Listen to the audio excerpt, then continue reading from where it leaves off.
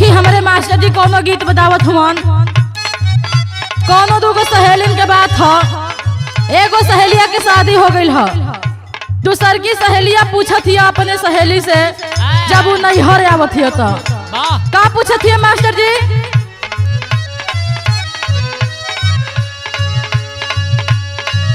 अरे हम तो से पूछ ले, अरे हम तो से पूछ ले सहेलिया नूरे कहूँ ससुरा के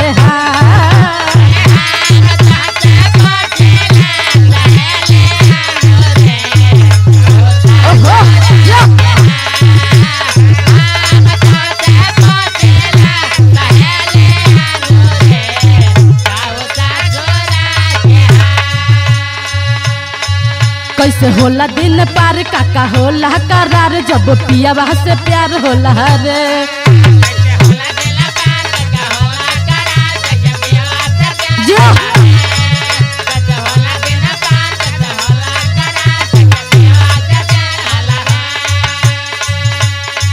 कैसे होला दिन पार काका होला करार जब पियावा से प्यार होला रे। जन खती है बानी बेकारा,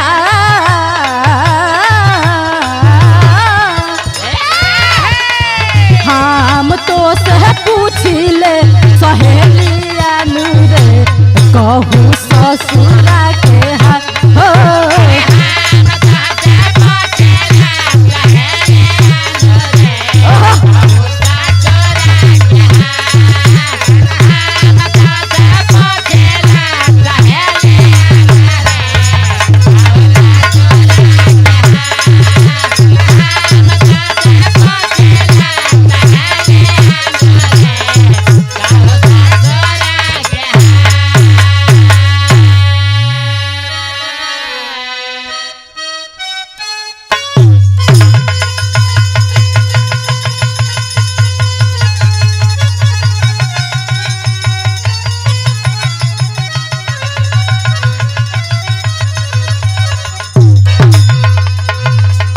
अच्छा बाबूजी, हम लोग गीत बिरहा गायिका ज्योति सरगम, ग्राम तिलवा गोपालपुर, पोस्ट रेवतीपुर, जिला गाजीपुर, उत्तर प्रदेश से मैं आप सबके बीच में जवाहर स्टूडियो के माध्यम से रसड़ा कमलेश भैया के देख रेख में आप लोग के बीच में बिरहा भेज रही हूँ। बहुत ही अनोखा कांड भेज रही हूँ आप लोग के बीच में, और आशा नहीं बल्कि पूरा विश्वास है कि आप लोग जैसे मेरे एक बिरहा पर दुलार प्यार बनाए वैसे ही इस बिरहा पर भी अपना दुलार प्यार बनाएंगे। कैसे मास्टर जी बिरहा में भूमिका के बोल लगा था?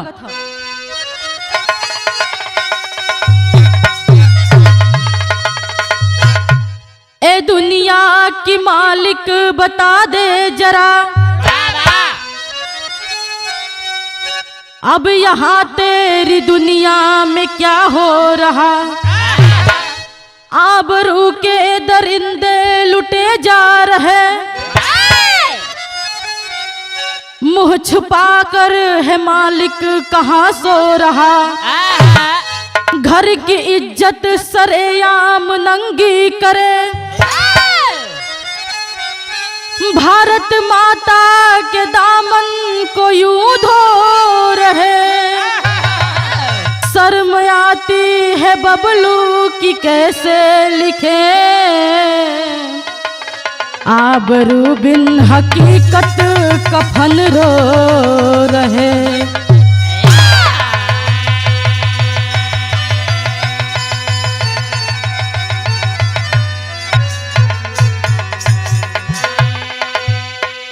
अच्छा बाबूजी,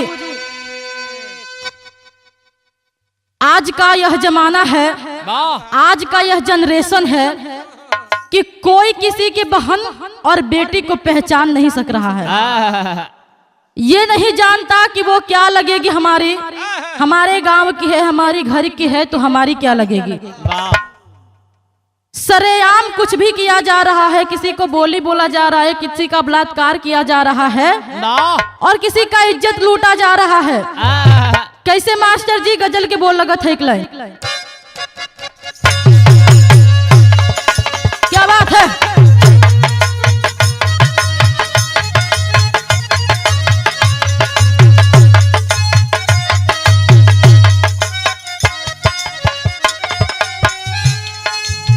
कवनो नायक नायिका के बात हो, कैसे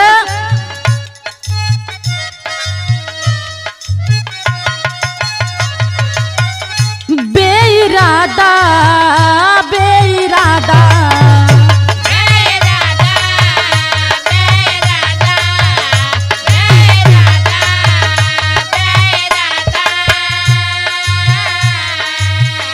बेइरादा नजर मिल गई तो बेइरादा नजर मिल गई तो मुझसे दिल वो मेरा मांग बैठे।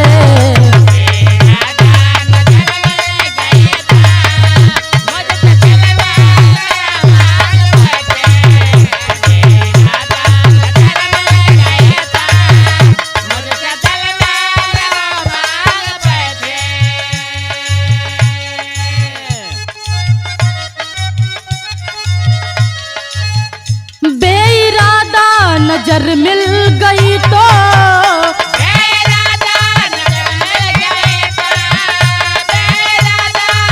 मिल गई तो बेइरादा नजर मिल गई तो मुझसे दिल वो मेरा मांग बैठे।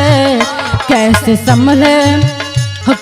संभलेगा उनसे मेरा दिल, दिल के बदले दुआ मांग बैठे।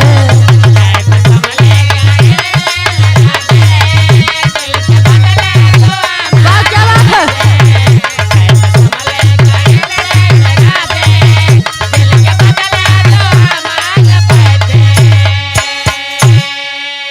लेकिन कवि जी भाव लिखलन,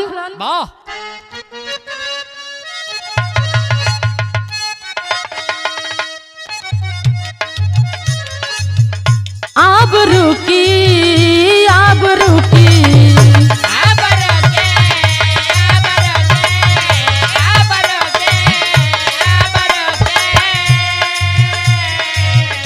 अब रुकी कदर ना मिले तो अब रुकी कदर ना मिले तो इस जगत में है जीना मुनासिब।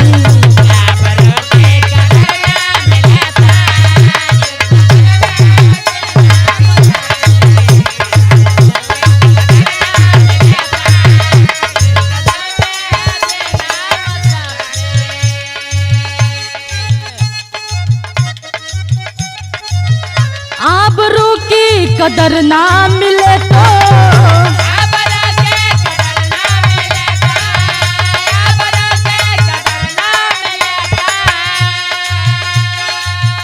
आबरू की कदर ना मिले तो इस जग में है जीना मुनासिब। आसमां ये चमन रो रहा है, आसमां ये चमन रो रहा है, इस जमाने में रहना मुनासिब।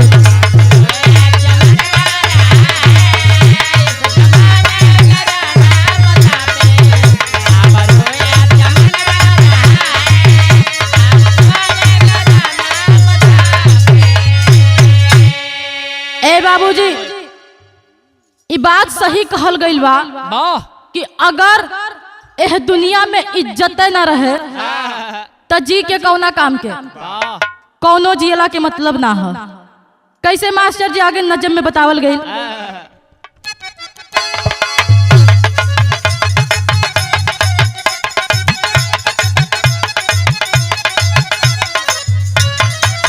उत्तर प्रदेश में जिला लखीमपुर सही, ग्राम तमालीपुर दलितों का मशहूर सही।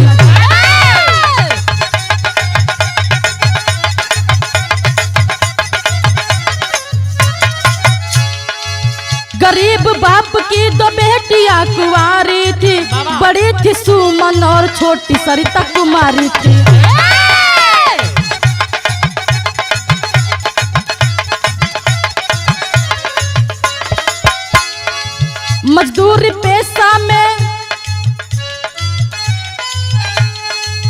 मजदूरी पेशा में वो जीविका चलाते थे, बड़े अरमान से दोनों को पढ़ाते थे।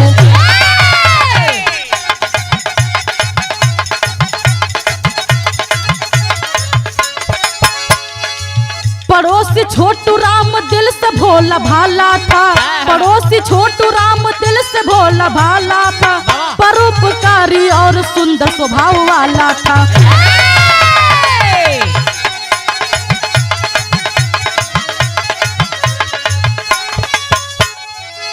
बदले की भावना ले दोस्ती बनाया है, बदले की भावना ले दोस्ती बनाया है, सट के अंदाज में वह योजना एक बनाया है।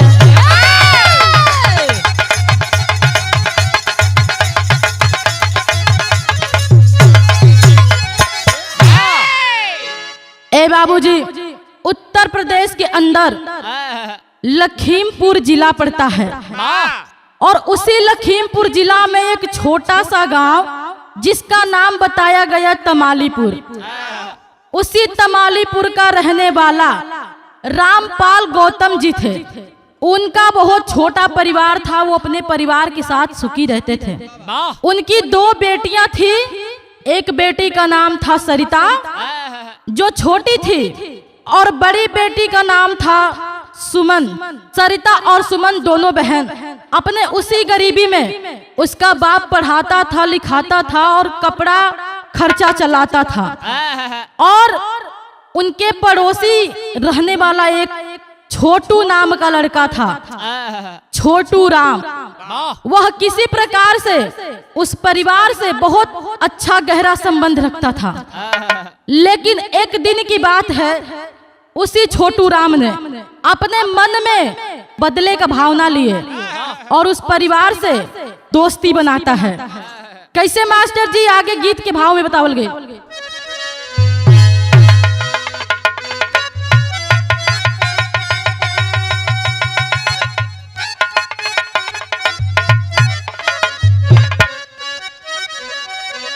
उहे गीत बा छपरा शहर के लवंडा लोग नाच नाच गावेला कि छपरा शहरिया में अरे बिकेला हो चरखवा देवर मोर जोगी हो भइले। ओह जी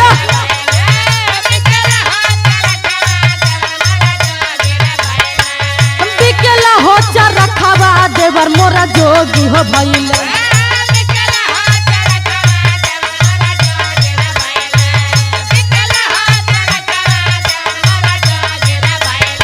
अच्छा रखा हो मंगा दो लहरेदार देवर में होई होई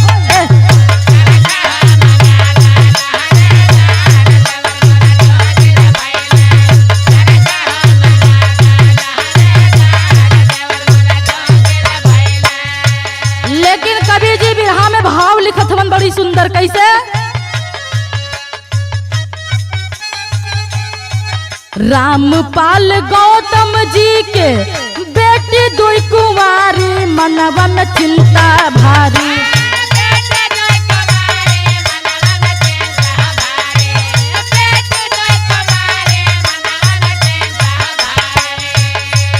बेटी 2 कुंवारी मनवा में चिंता भारी।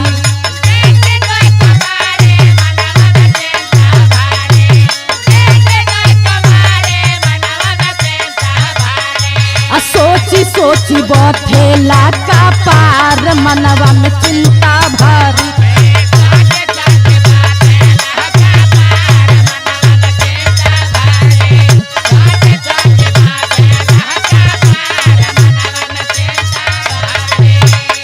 ए बाबूजी, इतना बतिया सोचत हवन रामपाल जी कि हमरे बिटिया अब सयान हो गए हैं, दोनों घर बार खोज के इनकर शादी करे के है। तो आगे कैलन का मास्टर जी,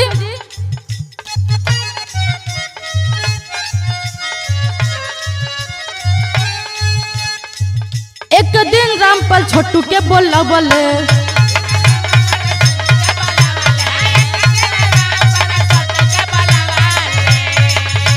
मनवा के बात छोटुआ के समझावले।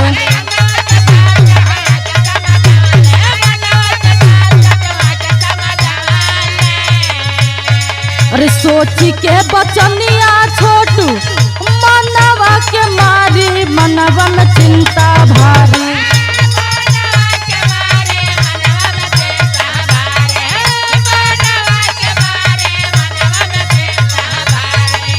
आय दिन बढ़े अत्याचार मनवा में चिंता भारी।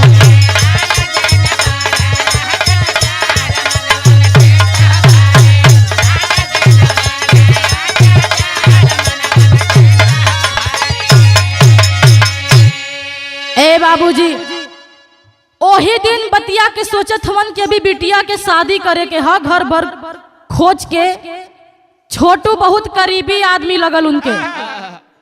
छोटू के बुला के ही बतिया के कहत हवन कि ये छोटू अब हमार दोनों बिटिया सयान हो गए हैं, अभी दोनों जने खातिर घर भर के तलाश करके और यहाँ लोग के शादी रचा देवे के चाहिए।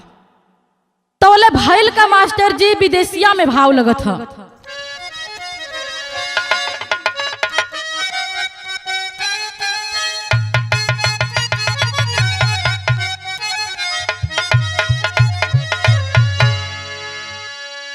अरे कुछ दिन बाद छोटू अरे योजना बनवले हो साथियन से करेला विचार।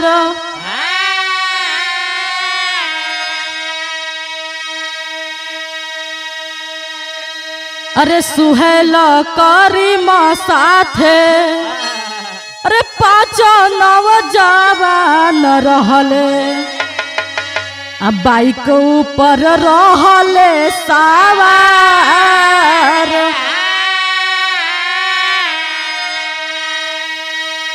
अरे संझिया समय में माई बिटियन के संग लेके अरे चल दिहली कर के बाजार।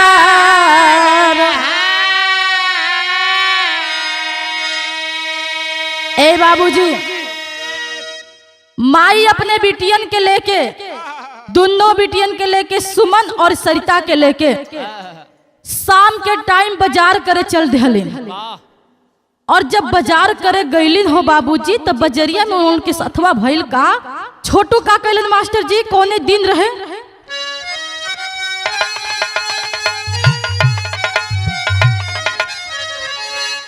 14 सितंबर रहे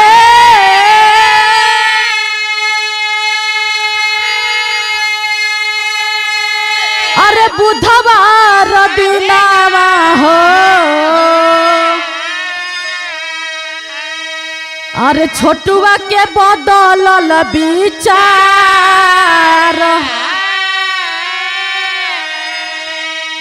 अरे माई के लात मारी बिटियन के धइली हले बाइक से भइले फरार।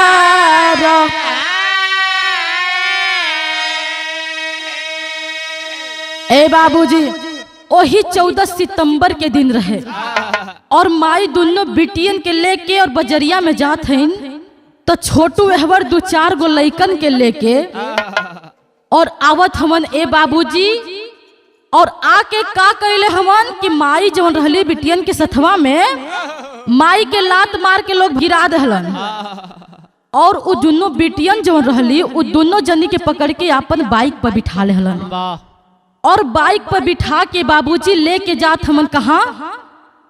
ऐसे पहले तेरी के भाव में बतावे कि परल मास्टर जी कैसे।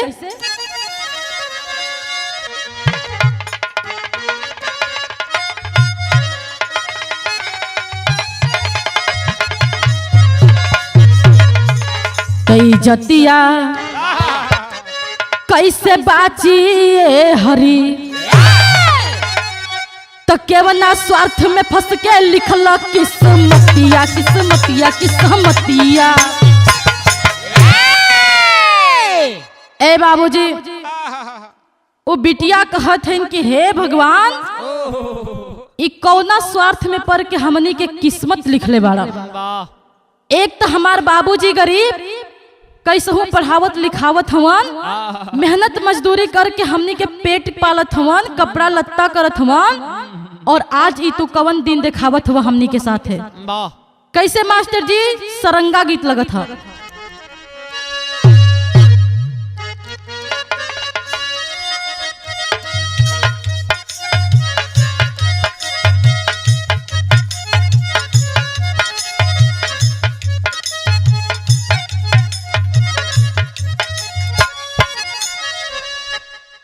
पापी लेके सरिता और सुमन के कहां गए हवन? भाव में बतावल गए।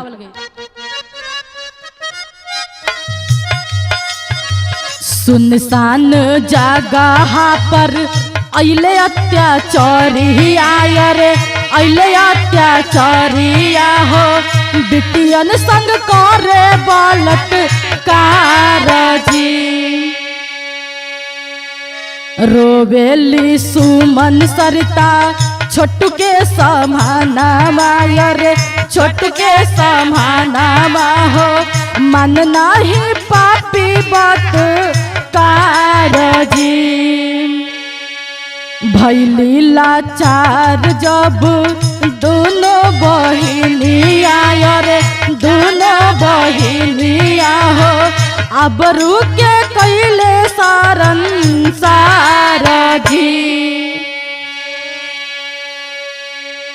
ए बाबूजी, उ जब दोनों बहन के ले गईलन सुनसान जगह पर, ए बाबूजी, जहाँ केहू ना रहत होखे, और जाके और उ दोनों बहन के साथे छेड़खानी करे लगलन। उ 6 गो लड़का रहलन। छोटू के समनवा उ दोनों बहनिया हाथवा जोड़ के बिलखत है कि ए भैया, तू धर्म के भाई हवे, ई का करत हव तू? हमनी तो हर धर्म के बहन है जा। ए बाबूजी, उ दोनों बहन कितनो बिलखत बाड़ी, रोवत बाड़ी, बाकी उ पापी छोटू एक ना सुनलस, और दोनों बहन के आबरू के लुटलस और लुटवा देहलस। और आगे भैल का मास्टर जी तर्ज में भाव लगत था।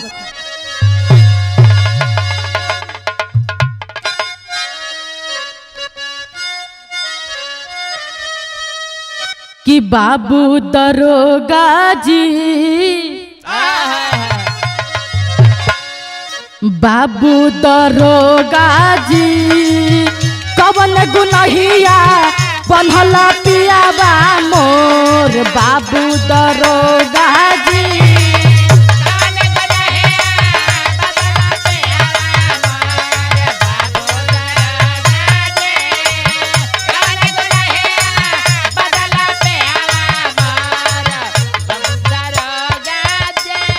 लेकिन कभी जी भाव लिखत हवन कैसे मास्टर जी?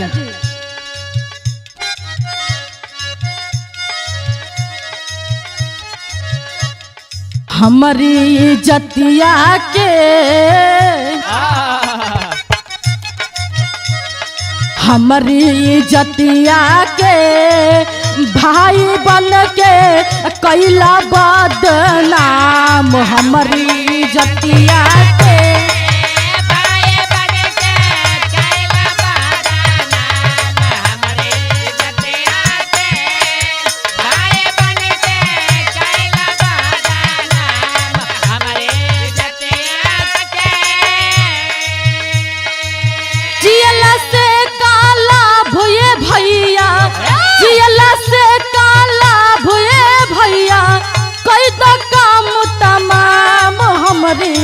जतिया के, कि हमारी जतिया के भाई बन के कैला बदनाम, हमारी जतिया के भाई बन के कैला बदनाम, हमारी जतिया के भाई बन के कैला बदनाम, हमारी जतिया के। ए बाबूजी, बार बार हाथ जोड़ के ही सरिता सुमन निहोरा करत है छोटू से कि ए भैया, कम से कम तोहर गांव घर के, तोहर धर्म के बहिन है जा, हमनी को हमनी के इज्जतिया के तो मत लूटा। लेकिन ए बाबूजी, उ दरिंदा एक ना सुनत है। आगे भैल का मास्टर जी।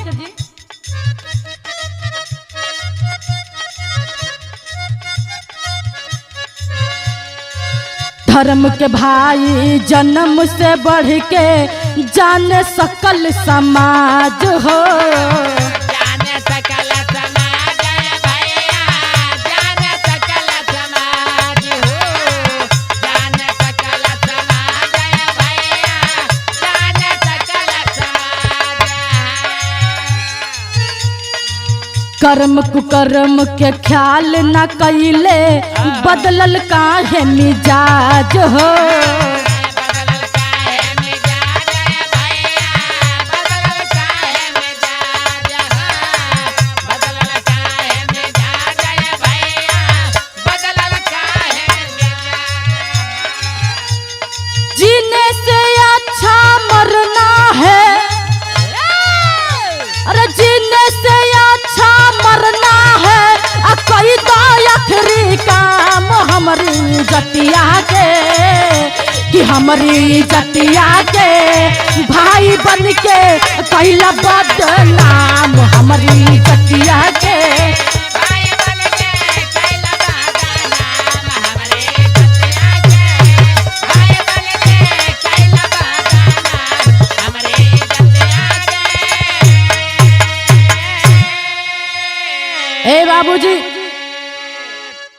उस सरिता सुमन कहत हन कि ए भैया कितनो वो लोग कहलिन निहोरा कैलिन, कितनो अर्जी कैलिन कि ए भैया हमनी का कम से कम इज्जतिया के तो छोड़ दा। ए बाबूजी वो दरिंदा एक ना सुनलस और दोनों के बहन के इज्जत के नाश कर देहलस। और जब नाश कर देहलस ए भैया तो वो दोनों बहन कहत हन कि ए भैया तू हमनी के इज्जतिया के लूट के हमनी के जियत छोड़ के का करबा, हमनी का जियत रह के का कैल जी दुनिया में, बल्कि अपने हाथवा से हमनी के जनवा ले ले भैया, हमनी के उद्धार कर दा, बल्कि हमनी का जनवा ले ले बना ते एह दुनिया में कम से कम हमनी का केहू के हमनी के कलंकित ना कही। ए बाबूजी आगे भइल का मास्टर जी।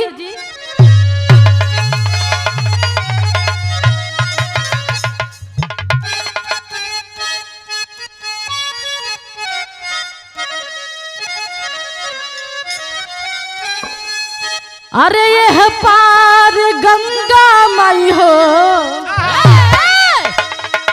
अरे यह पार गंगा माई हो, और वही पार जमुना हो।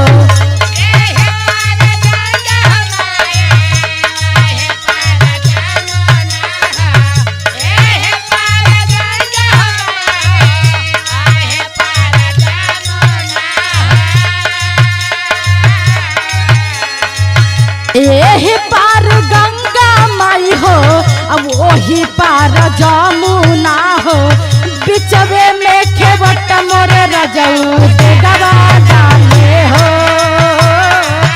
बिचवे में खेवट मोरे रजऊ देगवा डाले हो।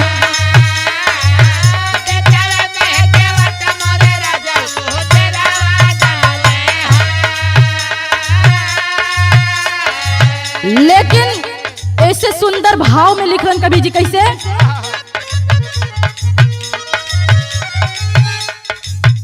बहन ले कसैया भाई भइले निरदैया हो।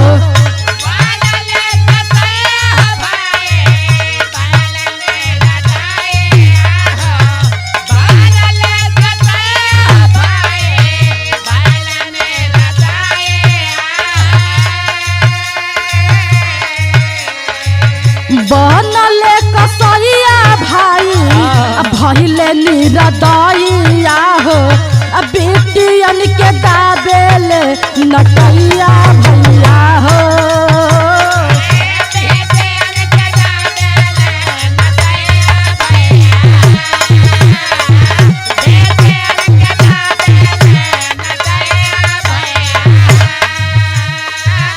ए बाबूजी उ जब इतना बात सुन लेहलस छोटू तब तो ओके और राज मिल गई। ए बाबूजी वो दोनों बहन के नटई दबा दबा के और ओहनी के मुआ देहलस, और जब मुआ देहलस हो बाबूजी तो अपना पर उजलेम न आवे ए खातिर कैलस का मास्टर जी,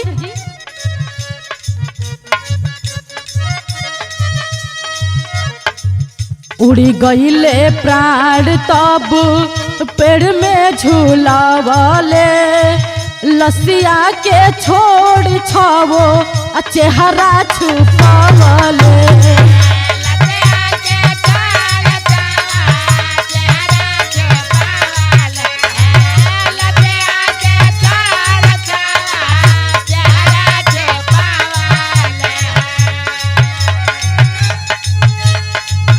करी बरदास नहीं करम के कमाइया हो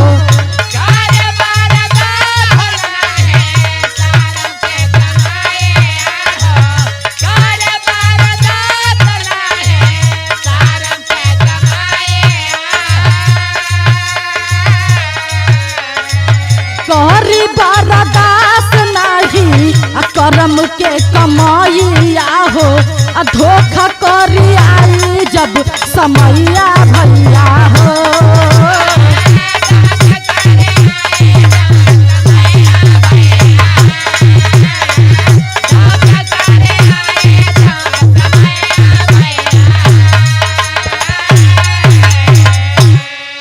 ए बाबूजी अपना पर ई ना लगे कि हम मुइले हैं हम ई काम कैले हैं उ पापी लोग कैलन का छओ के छओ मिल के और पेड़ के डाली में उ लोग के लसिया के बांध देहलन ताकि साबित होखे कि लोग फसरी लगा के मरल है।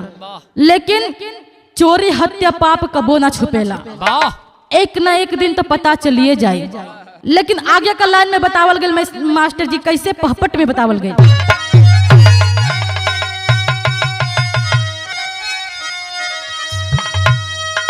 अरे धर्म के भाई बनी है जब कसैया हमारे भैया हो कि धर्म के भाई बनी है जब कसैया हमारे भैया हो तो मौका पाके छोड़ी ना समैया हमारे भैया हो।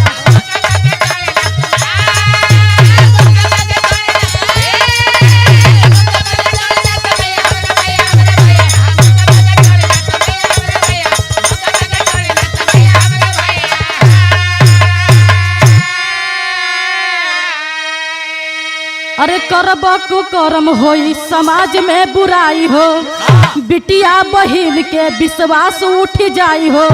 अरे ना लागी केहू के उपैया हमारे भैया हो, अरे ना लागी केहू के उपैया हमारे भैया हो तो पैबा उहे करबा जेवन कमैया हमारे भैया हो।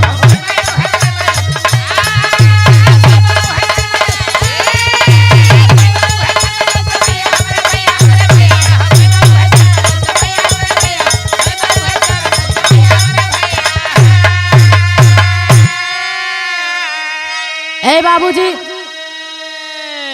कबीर जी हमरे अपने कलम के माध्यम से बतौलन समाज में ई संदेश देहलन कि अगर ऐसे ही धर्म के भाई लोग करिहन तो कवनो भी बेटी कोनो भी बहन केहू इंसान पे भरोसा ना करे। केहू केतनो कहे कि हमार तू बिटिया बन के रही चाहे हमार बहन बन के रही कवनो बिटिया कोनो बहन केहू पे भरोसा ना करी कबो। अल्लाह में बतावल गई।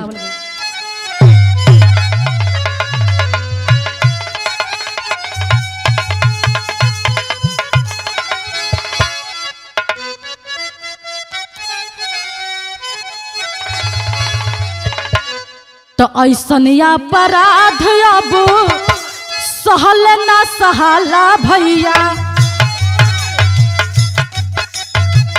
रही रही के मानवा में उठेला तूफान।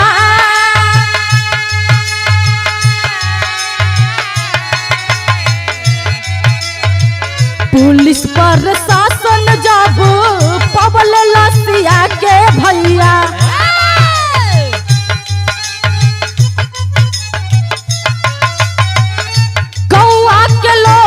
झूठी करे लेला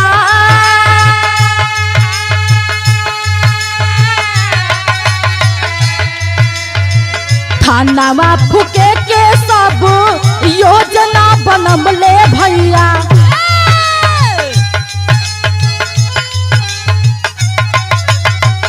एसपी के तान सब अइले श्रीमान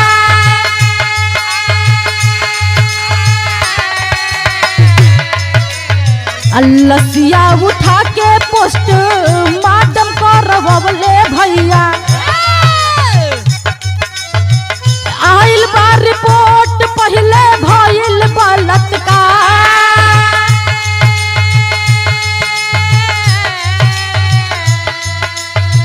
गर्दन दबा के दूना हुके मुअबले भैया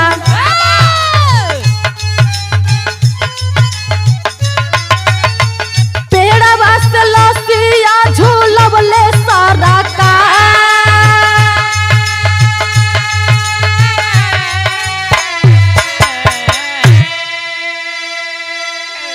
ए भैया जब उलसिया के गांव घर के लोग देखलन हाहाकार मचा दहलन भैया सब केहू हाय हाय करत ह कि दोनों बिटिया के आखिर में संग ही भइल का ए बाबूजी गांव घर के लोग फोन कैले हम प्रशासन आइल ह और आके वो लाश के छानबीन कैले ह और छानबीन करके छोटू राम जोन रहल 6 गो अपन साथियन के साथे पकड़ाइल छानबीन कैला के बाद एसपी दरोगा साहब सब लोग अइलन और वो अपराधी के लेके थाना में गइलन और गांव घर के लोग थाना के बाहर जाके ये ऐलान करत हुवन कि ये सारा अपराधियन के फांसी होके के चाहिए ना तो हमनी का थाना फूक देहल जाए।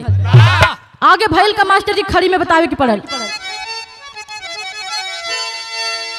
अरे रोवे माई बाबू झरझर बहे असिया अरे रोवे माई बाबू झरझर बहे असिया तो देख के बिटियन के सूरतिया निहारे लसिया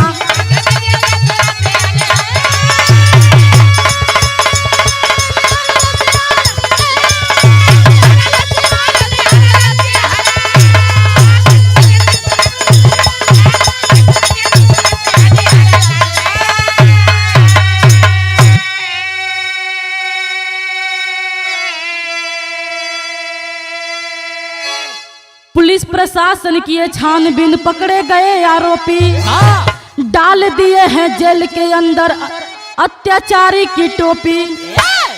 अरे मांग किए हैं फांसी गांव के पूरा बसिया अरे मांग किए हैं फांसी गांव के पूरा बसिया तो देख के बिटियन के सूरतिया निहारे लसिया।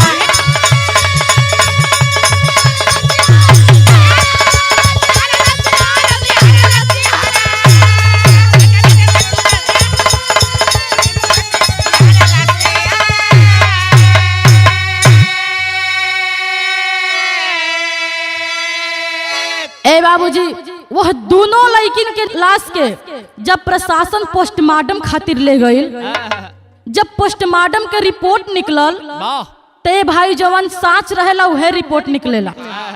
रिपोर्ट में देखौला से बाबूजी कि पहले ए लड़किन के बलात्कार भइल और ओकरे बाद नटई दबा के मारल गए। ए बाबूजी इतना बतिया सुनला के बाद गौवा वाला तो पगला गइलन और ओहसे ढेर ओह लड़कियन के माई बाबू हो बाबूजी बुझात रहे कि एकदम सच्चो में पागल हो गए हमन अपने दोनों बेटियन के लसियन के देख देख के और दोनों बाबू माई पगलाए पगलाए रोवत हमन। ए बाबूजी सारा गांव वाला मिल के और ये मांग कैले हमन कि ई अपराधीन के फांसी होखे के चाहिए। ए बाबूजी उ 6 अपराधीन के वो जेल के अंदर फांसी हो गई और वे बेटी के जो लाश रहल ओकरा के पोस्टमार्टम करा के और दफना दिहल गई। इहे से हमार बिरहा समाप्त भइल। आप सब लोग से इहे हाथ जोड़ के रिक्वेस्ट बा भैया बाबू कि जैसे आपन बहन बेटी के लोग आपन बहन बेटी समझतनी वैसे ही रास्ता चलत बहन बेटी के भी बहन बेटी समझे के चाहिए। आजकल के जनरेशन में ई बा कि हमार बहन हमार बिटिया हमार है और रास्ता चलत लड़की कोनो दूसर चीज है। यही से इतना समाज में बादरेशन फैलल बा भैया बाबू। यही से आप लोग के हाथ जोड़ के ये बेटी के ये बहन के निहोरा बा कि आप लोग ऐसा काम मत करी जोना से समाज गंदा होखे। यही से हमार बिरहा के आखिरी बोल बा मास्टर जी।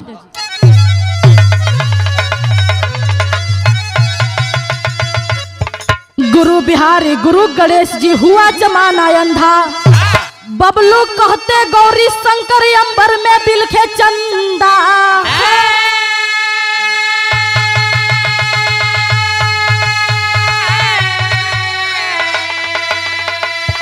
तई जतिया कैसे बाची ए हरी त गाती ज्योति सरगम हो खेले सतिया। ये जतिया कैसे बाची ए हरी।